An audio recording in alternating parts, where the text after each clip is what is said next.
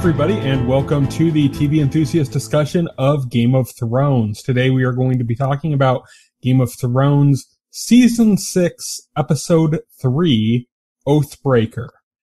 So a lot of stuff happened, but we're going to go over it the same way we always do, one area at a time. So we're going to start off in Meereen.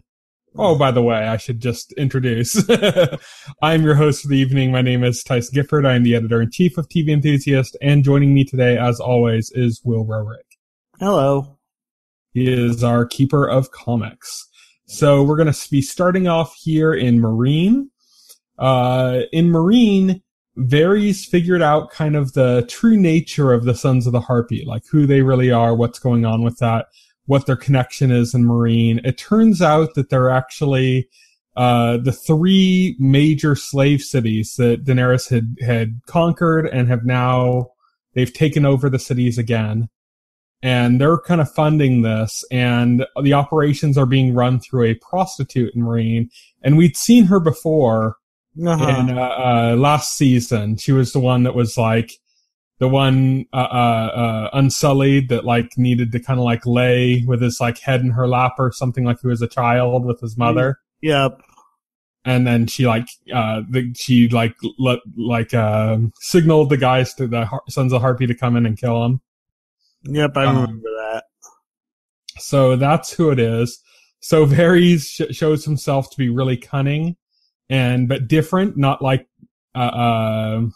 not cruel in the way like Tywin Lannister would be or something, but basically pointing out that this woman has a liability and that she has a son. Yeah, she has a son. And then when she's like immediately like, you think you're, fighting for justice and you're threatening a child, he's like, oh no, I would never threaten an innocent. Children are innocent. Children are innocent. Yeah, and what he's threatening is her. And it's not even so much that he's threatening her, he's just telling her what's going to happen. Pretty much. It's not a matter of him threatening her, it's a matter of, this is like, you did this. You did this crime. The penalty for that crime is death. Right. And your child is going to be left alone because of that. But he presents an alternate option, which is that she tells him everything. He sends her off to Pentos, which is that's the first place we saw Daenerys at the very beginning of Game of Thrones in season 1. Yep, in Pentos. And he says, I can set you up in Pentos and give you a nice big bag of silver to live on with. You and your boy can start a new life, and all you have to do is tell us everything. Yeah. And so that's how he discovers where the money and power of the Sons of the Harpy is coming in. So didn't take long. No, that didn't take long. Varys is very effective. Pun intended? Yeah, pun intended. He is very effective. I loved the scenes they had with Tyrion and Grey Worm and Missandei while they're waiting for Varys. Let's have a conversation. And, what would you normally talk about, Grey Worm's all? Well, reports, the city is all. No, those are reports. I'm talking about conversation. He's like, the history of the world he's like, the history of the world is great conversations. And then they're like, who said that? And he's like, oh, I did, just now. It was funny also when he was like, okay, with no conversation, then how about we play a game? And Grey Worm's like, games are for children. And the girl's like, yeah, my slave master had us play games, but only the girls. He's like, oh, not that kind of game. Innocent games. Yeah. So yeah, that was kind of funny. And I mean, that's pretty much what happened in Meereen. There wasn't too terribly much. Varys got his answer. Tyrion struggled to kind of fit in with his new comrades. But yeah, that was Meereen. So not too far from Meereen, we got to see the Dothraki Sea again.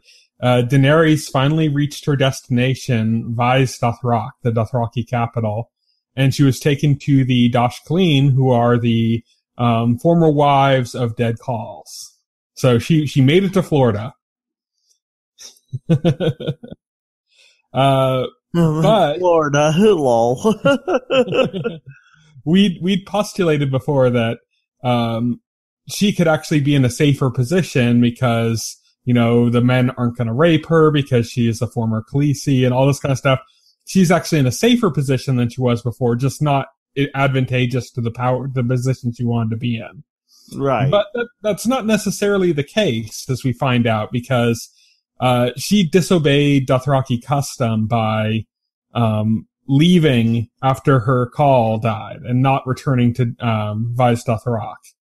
Right. So by doing that, her fate's kind of up in the air to be decided by the Dothraki. And we know from the trailer there's a shot of a dragon flying over like the whole group of people, you know. So it's like her dragon's going to come into play somewhere here too. So I actually forgotten that.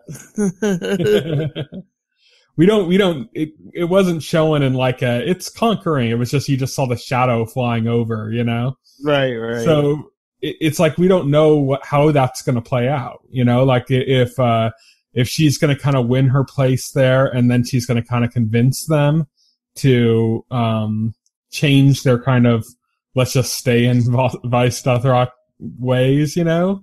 We don't know exactly how that's going to play out, but I'm interested to see where that happens, because right now it feels like a little bit of backpedaling. It's like she's re-exploring season 1 territory. Yeah. And we need to find out how is she going to get out of this, and towards her goal, because everything's starting to go down in Westeros now. Everything's going down, and yeah, we need Dany's story to move forward. I don't know if I like this like Dothraki storyline, because it just feels like filler. Like, oh, we have to have Daenerys in this show. It's like, really? Just move her story forward. I feel like her story is spinning its wheels right now. Yeah. Yeah. Way back in season 2, when she had the one woman that told her like a prophecy to her. Yeah. The one woman that Jorah seemed to trust as well for like her prophecy, for having ability to have prophecy. She told her she would have to move back in order to move forward. So maybe that's what we're seeing there. Like she needs, like, I'm hoping that they don't like cheap out and make it like she just returns to Meereen and everything. You know, it's like, and this was just a pointless detour. Right. I'm hoping that her going in this direction gives her a piece of what she needs to move forward. I'm hoping so too. Rather than just being, you know, a weird sidetrack. I want to see her ride into Westeros at some point during the show. Hopefully we'll see that. It would be really cool if they made it to Westeros this season. I'm not sure if that's going to happen, but that would be really cool. That would be really cool. So, up north from the Dothraki Sea, we go to Braavos, where Arya is continuing her daredevil training with the Waves. Yeah, right. Starting to get it now. She's able to block a blow with the staff. She's getting her daredevil sight on. It was a really cool montage where they were going through, like, you know, tell me who you are, no one. Tell me who you used to be, Arya Stark. Tell me about Arya Stark. And like she's like talking about who she was, you know, her family and stuff. And she's being hit whenever she says something that's kind of not necessarily right. So she's hit when she says she has four brothers. 4 brothers, and then she has to revise it to 3 brothers and a half brother. Right. Did you notice that there was like a delay, and then she was hit again? Yeah. So there's kind of almost like a little play of like, is that like they're teasing with the audience? Is that on purpose? But yeah, it's basically she's kind of, that was a really cool scene, and she's getting to accept to be no one, and she gets kind of like what seems to be like the final test of the if you really believe you're no one whole thing for the Faceless Men, which is Jaqen Hagar offers her poison. This is the same poison we've seen other people take and die. Yeah, and die. And then he's like, if you are truly nobody, then you have nothing to fear. And she drinks it, and her eyesight comes back. Her eyesight comes back. So which would signal that she has truly become no one. Mm-hmm. I want to see what happens with that, because I love Arya. She's probably my favorite character. I don't necessarily love the idea of her being no one. I love the idea of her being Arya, you know? Although interesting, because the girl who was doing like her training, I guess, were basically just like hitting her until like she learned to fight back. She was asking her like about her list of people she wanted to kill, and she names like them, you know, and then the girl's like, really? That's a short list. Nobody else? Are you sure you're not forgetting somebody? Hint, hint. Me? You sure you don't want to kill me? You know, it's like basically. I loved Arya's response. Which name do you wish the girl to give? Yeah, which name do you wish the girl to give? Yeah, exactly. And then she kind of, like when Arya like blocks her and stuff, and Dario, like, he gives his approval. She looks kind of upset. That one girl. Yeah, she accepts it and walks off. It's not like she gets bitter and does something about it, but she's not necessarily the happiest about the situation. But we don't really know. She's kind of stern. Yeah, she's kind of stern, yeah. It's interesting. Yeah, and that's pretty much what's happened in Bravo. So pretty much. We're going to take a trip across the narrow sea all the way to King's Landing, where King Tommen confronts the High Sparrow, but ends up gently sipping the Kool-Aid instead. Yeah, pretty much. That was like the biggest. It's like, I'm not going to let this guy do this to my mom. Then he's like, hey, guy, leave my mom alone. And then he's talking, and he's like, oh, yeah, oh, okay, yeah, I kind of, wow, yeah, I understand where you're coming from. Wow, this is kind of, it's like, well, you're supposed to stand up to him. What the hell? You know, it's like, that was weak as hell, dude. That was a weird scene. It's very, like, pretty much what the High Sparrow is saying is for the most part right, you know? Yeah. But see, that's the trick, is that when you want to manipulate somebody, you hit them with a dose of the truth, laced with your agenda. Laced with your agenda, yeah. Like, one of the key things, like, the High Sparrow says to him is, like, well, you know, the gods reveal their will to us, and it's up to us whether or not we accept that will or we reject it. And then he hits Tommen with, like, a wise leader seeks counsel, seeks the wisest counsel, or surrounds himself with the wisest counsel. And he's like, well, who's wiser than the gods? You know, it's like, and Thomas, you know, and so he's like, kind of like, gotcha. Check and mate. Yeah. So, meanwhile, in King's Landing, I'm going to butcher his name, Qyburn, the Meister, the guy that created Frankenmountain. Yeah, Frankenmountain. Yeah, well, this was an interesting scene because we finally find out, like, this, or maybe I'm stupid and this was already, like, known, but we find out, like, who various little birdies were. And it's we knew it was children before. We just didn't know. We'd never seen them specifically. Okay. I think the only scene we saw them, like, straight out saw them, was, like, there was, in, like, the first season, there was a part where Littlefinger is taking Ned Stark through the garden, and he's pointing out who everybody's spies are. Oh, yep, okay. And he said, those little, you know, those are, there were like some kids playing. He said, those are Varys birds. So, yeah, we don't, we'd seen that before, but we'd never seen them. They've been kind of in the shadows. I totally forgot about that scene in like the first season, to be honest. But like, yeah. So I thought that was like, so this guy is basically taking that page out of Varys' book, and he's using these kids to be spies for him now. Mm-hmm. And Cersei orders them to be spread out across Westeros, where they can be used to help root out her enemies. Yeah, pretty much. So, so that's what's going on there. They're going to basically be listening into everybody, figuring out what's going on, and then killing them.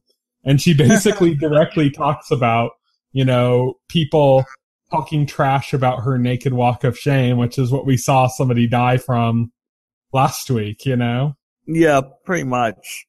So, yeah, Cersei and Jaime, I guess the big scene for this in King's Landing is when Cersei and Jaime confront the Small Council. Small Council doesn't want to cooperate with Cersei. Jaime Lannister asserts that while Cersei may not have a right to be there, seeing how she's not queen, Jaime asserts that he has every right to be there because of his position. And so, like, they kind of acquiesce, but they say, like, well, yeah, you have the right to be here, but we don't have to be here. And then they just leave. Unless you're going to have that mountain kill all of us. Which seems kind of almost prophetic to me. Yeah, it does. Like, are you just literally begging to be killed? Is that what you're doing? I just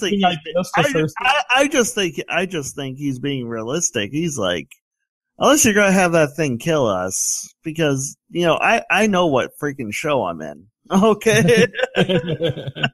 So this is Game of fucking Thrones, Yeah, this is Game of Thrones. That thing's gonna kill us. I know I'm not on the Flash here. Yeah.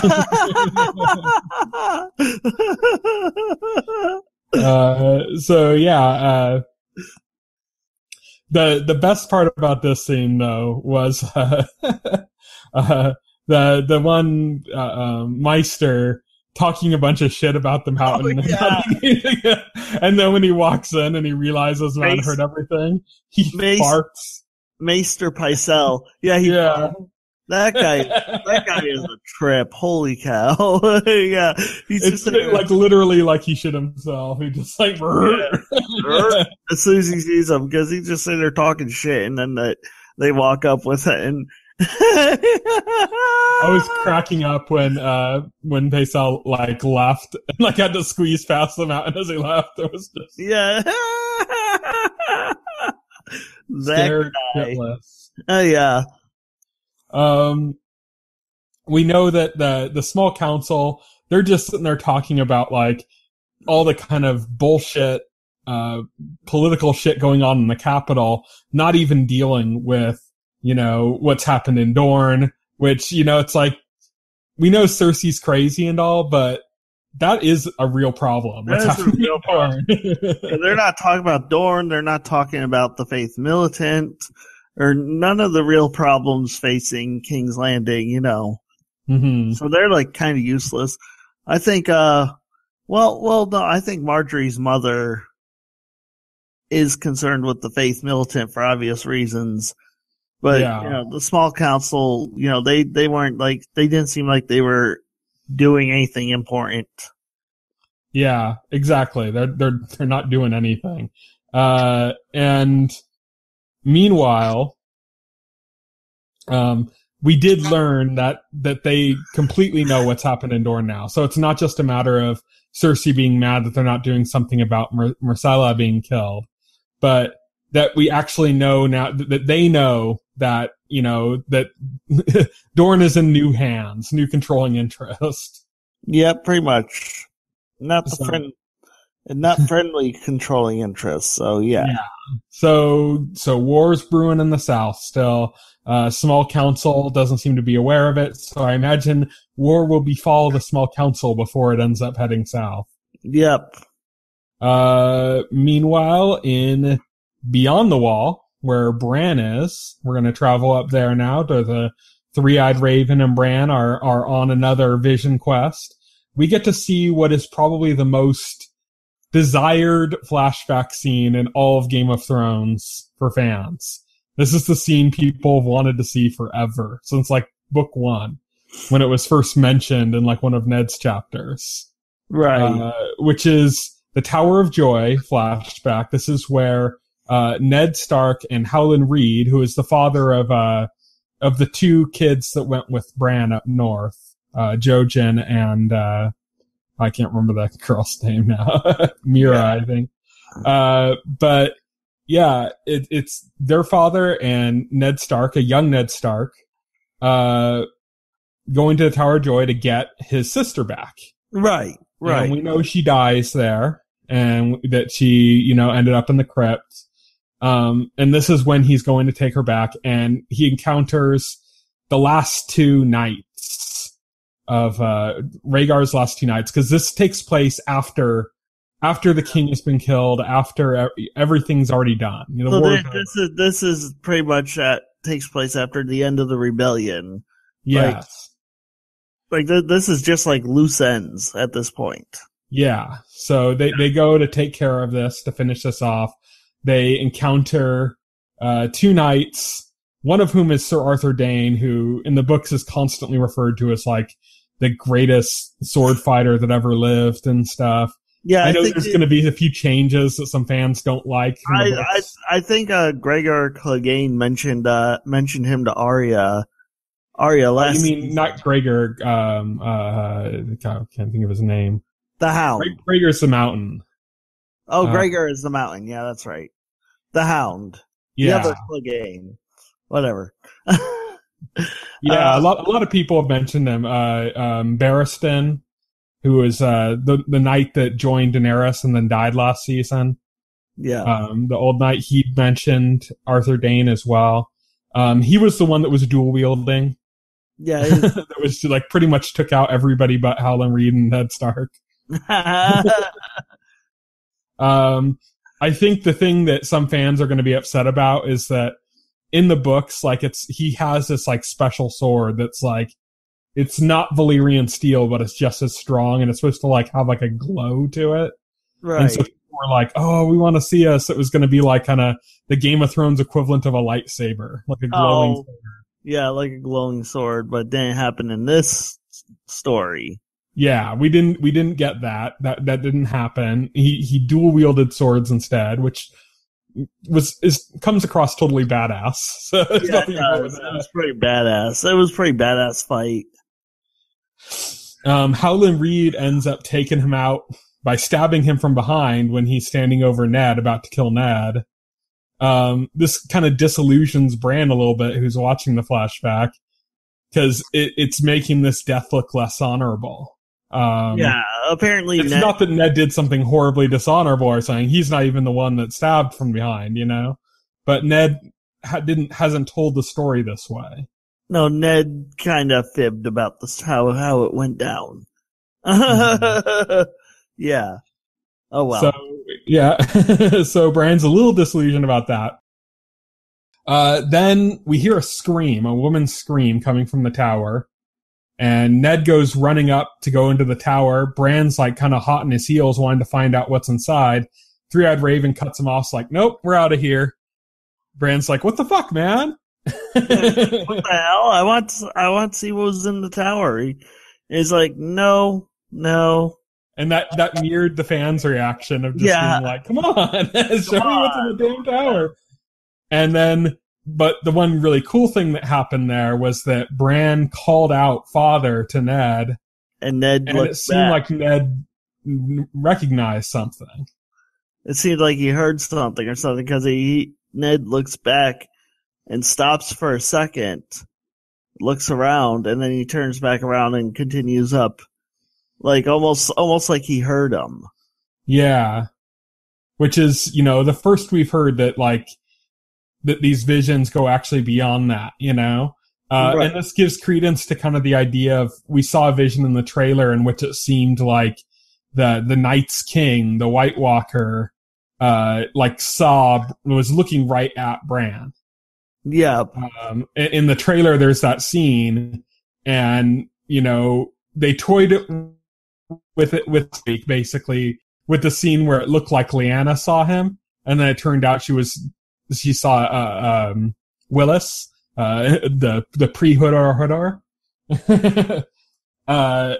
And they kind of faked it out there, but then this time again they're playing it out. So it's like they're leading us to say, okay, this green seeing, this traveling he does, there's a little bit more to it than just kind of watching a movie of what happened. Right, exactly. And at the same time, the three-eyed raven is really controlling what Bran is seeing. So I'm wondering if that's going to come into play as well. Right, I wonder too.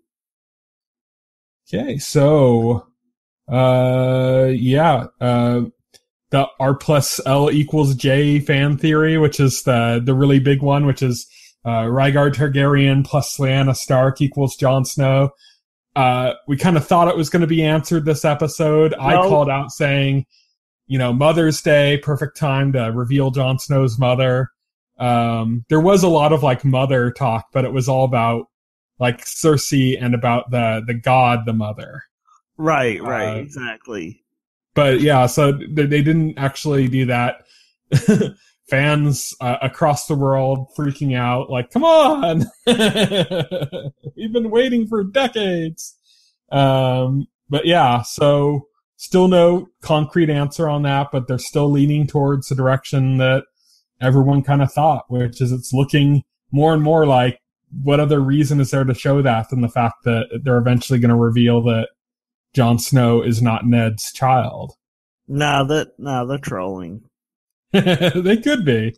No. But if they are, they're doing it intentionally. Yeah. So we're going to go a little bit south of the wall here to Winterfell, and that is where small John Umber visits Ramsay. This kind of blew my theory away. This is a short scene. Not much happens in the scene, but it's still important. Yeah, well, I mean, something fairly big happens, which is we see a character that we haven't seen since season 4, which is Rickon Stark and Osha, who's the wildling that watches over him. And we get the reveal finally now that it looks like the Umbers have full-on betrayed the Starks now.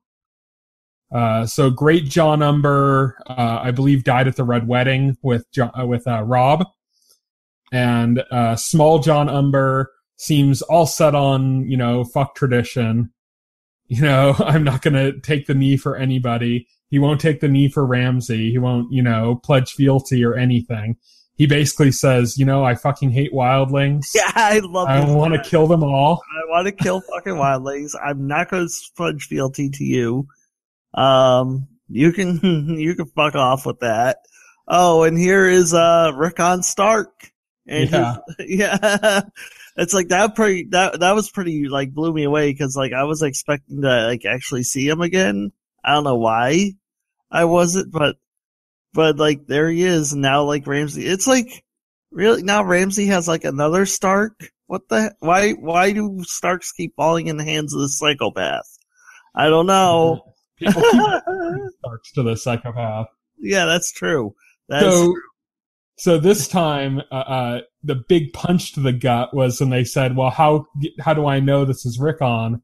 And they bring out the severed, beaten head of Shaggy Dog. Geez, direwolf. All these direwolves, man, just dropping like fucking flies. I'm so glad half of them are dead. I'm so glad they didn't kill Ghost when they killed off Jon Snow. It's they could have easily done that, but surprisingly they didn't. So let's go through real quick. Let's go through the direwolves and who's left and who's not. So in the first direwolf to die was Sansa's direwolf lady. Yeah. And that happened because Arya's direwolf protected Arya and the blacksmith's son from Joffrey, who was just being a colossal dick. Ended up biting him. Yeah, Arya knew that, her direwolf was in danger because of that and sent the direwolf away. In the books, they talk about how there's like this pack of wolves. And I think they've mentioned on the show too, just briefly in passing about like there's supposed to be this crazy pack of wolves like roaming around Westeros now. And that's the kind of, big thing. Everybody's like, oh, well, that's Arya's wolf basically leading a pack of wolves. So that's where Arya's wolf is.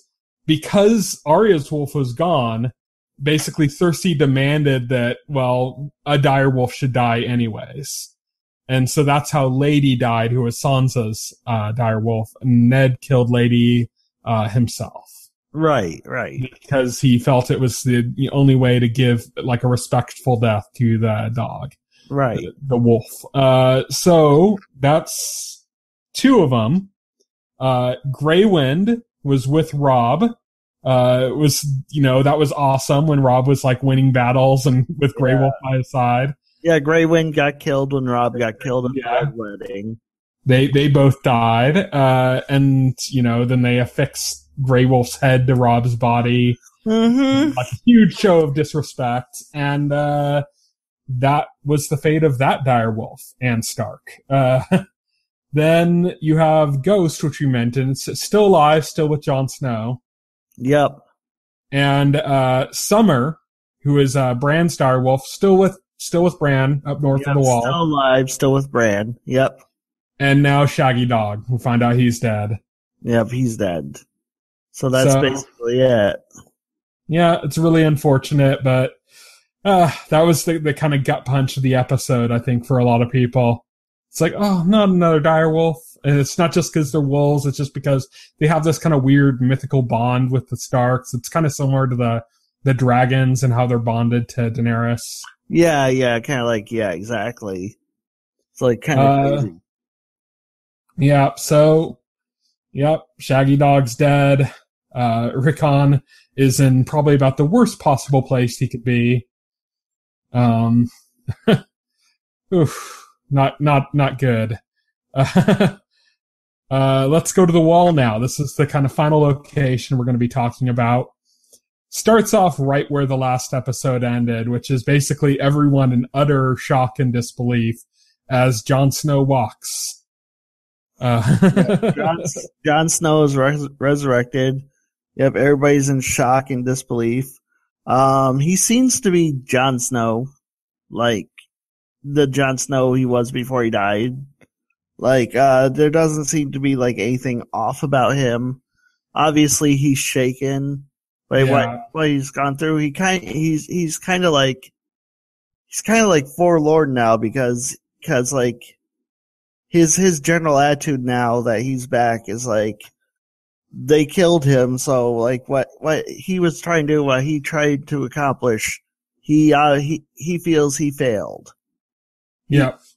So like I think he's kind of lost the will to carry on with what he was trying to do because it got him killed and he failed. Yeah. He feels like a failure in that regard. Davos gives him a little bit of a pep talk. Yeah. Jon also reveals to Melisandre that he saw nothing when he passed to the other side, that there was nothing there. Yeah. Which also probably played a big part in him being shaken from the experience. So he's a little shaken by that as well. Melisandre here referred to Jon as the prince who was promised. She thought it was Stannis Baratheon, but now she believes it's Jon. This is another feather in the R plus L equals J theory because this was like Rhaegar Targaryen was a big believer in this prophecy, that the prince that was promised, and that it would be one of his children. Oh, so this is like another big feather in that cap. That this has been openly referred to. But of course, Melisandre has been wrong. So yeah, she's just kind of desperately clinging to her hopes on that one. Yeah, to her hopes on that one, yeah. Jon talks to his buddies at the Night's Watch, talks to his buddies among the wildlings. And then they prepare the execution of those who executed Jon. So at first it seemed almost like he was going to just let them live. Like, like he was kind of talking to him. It was almost like he was waiting for a good reason to not do it. Nah, I didn't think, for a second he was letting anybody live. This was an execution.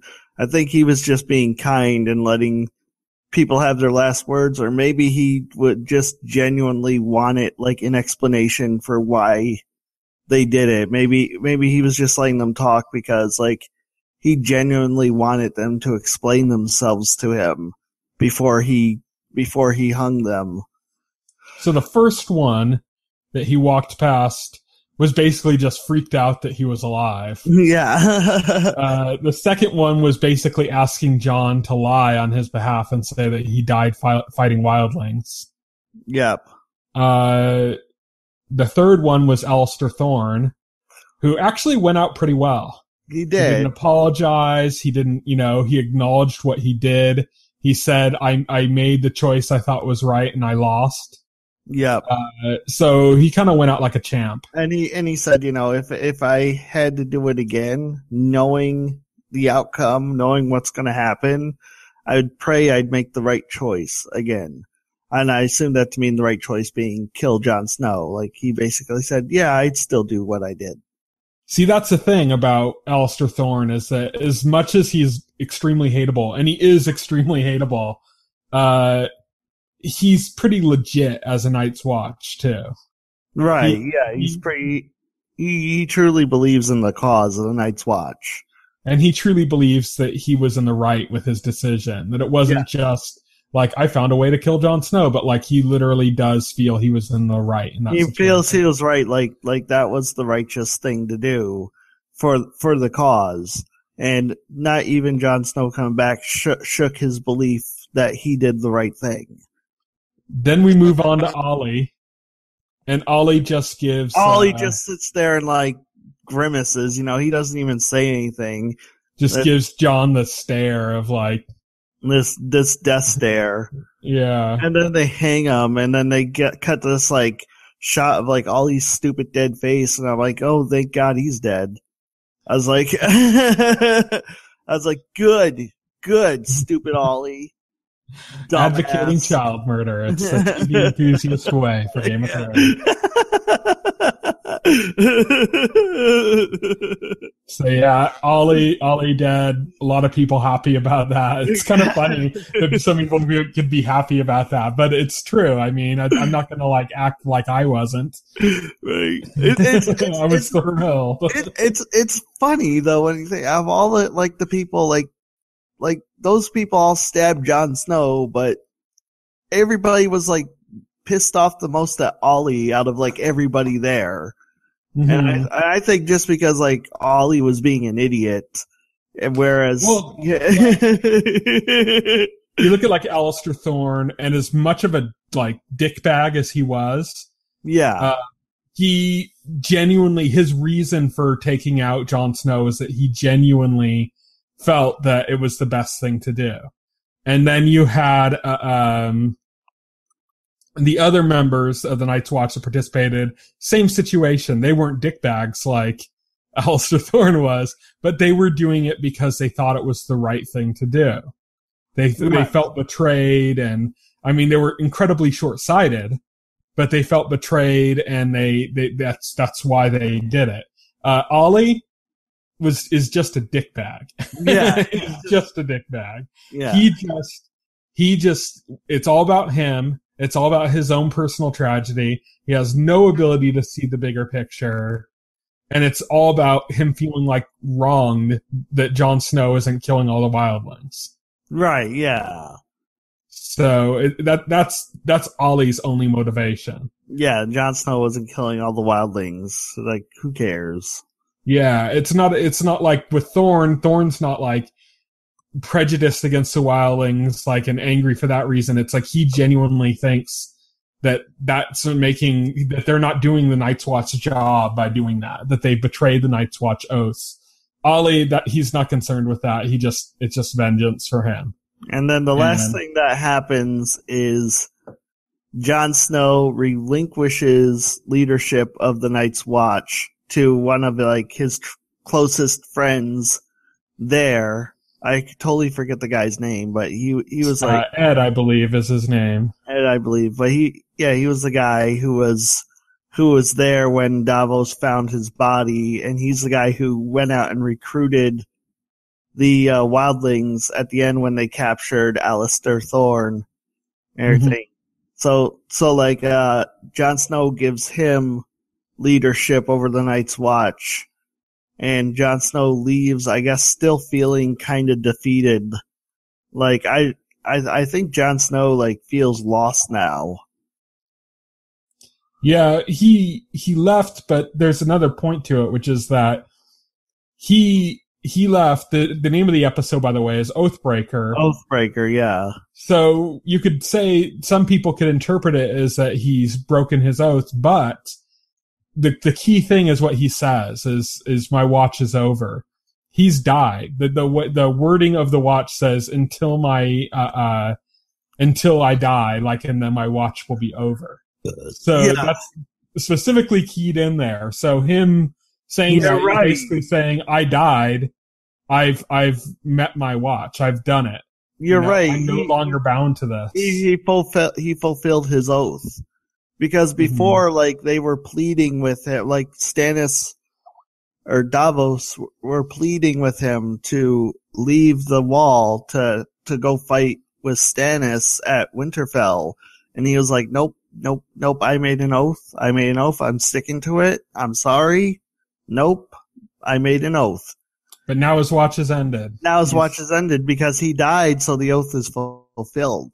So so that makes sense. I didn't even think of it like that, but you're right. So he's taking off now. It seems like he'll probably be fighting against the Boltons with a wildling army. Which is, so what happened, let's talk about kind of the movement of things, where things are going right now.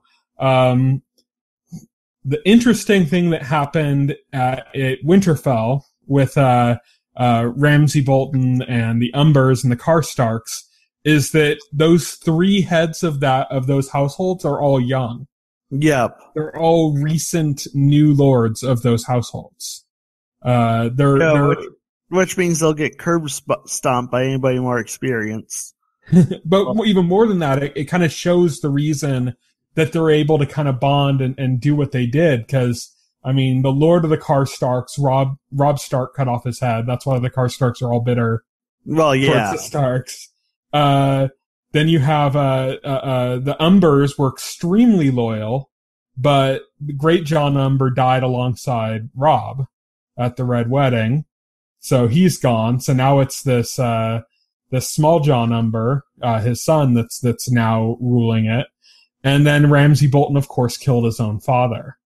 And so it was kind of all summed up when Small John Umber said, referred to,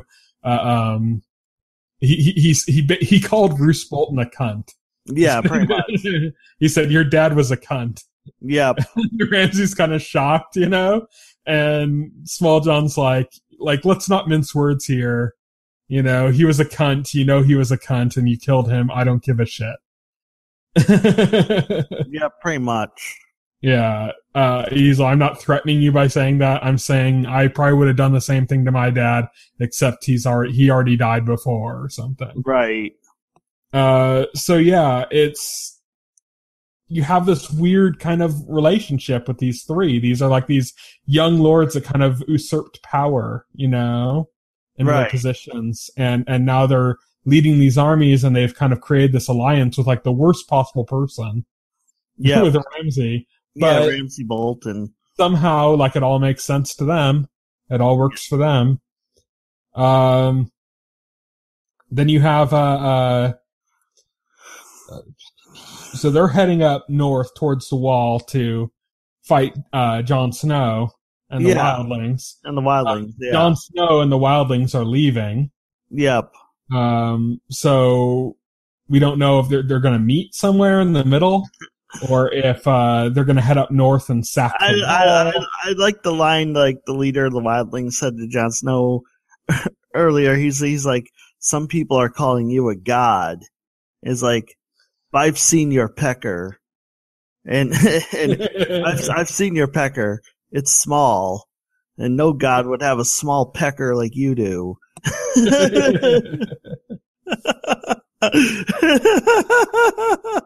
So yeah, John's found his kind of new family with wildlings. Yeah. They're his personal army now, it looks like. Yeah. But then you have this force going up. Are they going to end up clashing at the wall with like the current Night's Watch? Are they going to sack the wall? And then John's going to be having to be called back into action to go back to the wall to face them?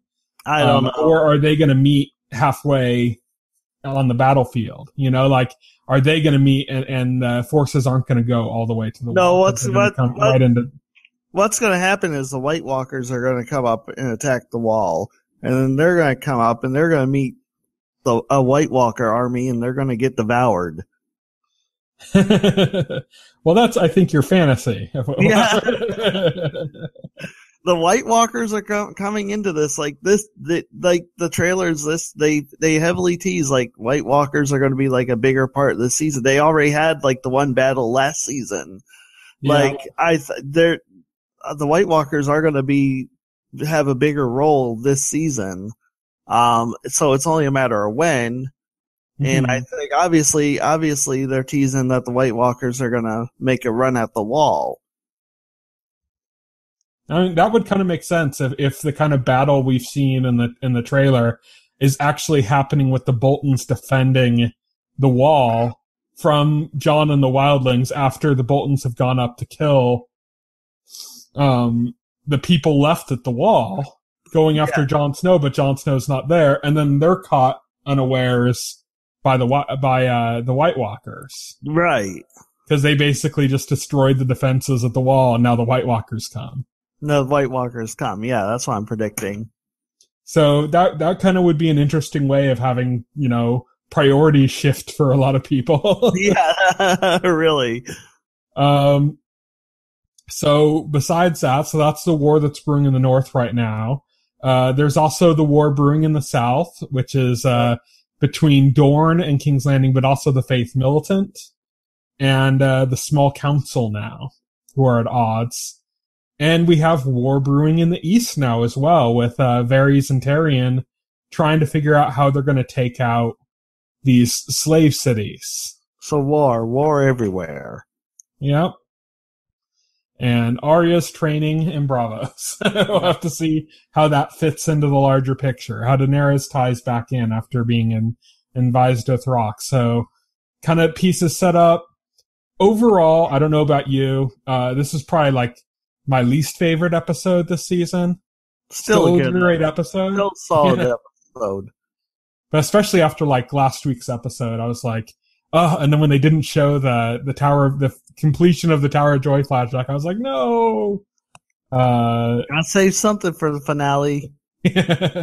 Shaggy Dog's death was hard. That was a big gut punch. But Ollie's death was very welcome. Yep. Very welcome. Very pleasing. Do you have any other thoughts about the episode? Nope. Solid episode. I agree with you. Not my favorite this season, but you know, still B+.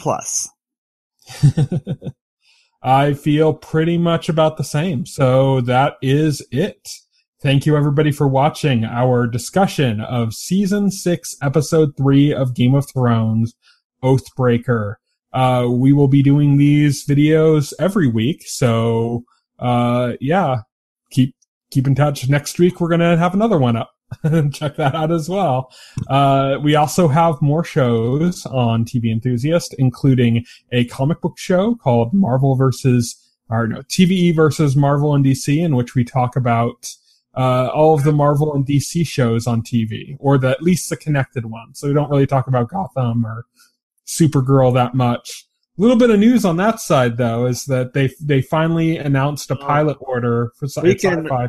We can talk about that when we do the Marvel versus. Yeah. We'll save that for the show. We'll talk about that in a little bit more detail then. Yeah, but there's a little bit of news that came out. Not sure if it's going to be related to the TV universe at all. Probably not. It seems unlikely that it will, but we'll mention that, as well as maybe talk a little bit about Civil War as well. We're TV beat, but hey, we watch Civil War. We like Civil War. We're going to want to talk about it a little bit. Exactly. Looking forward to talk about that.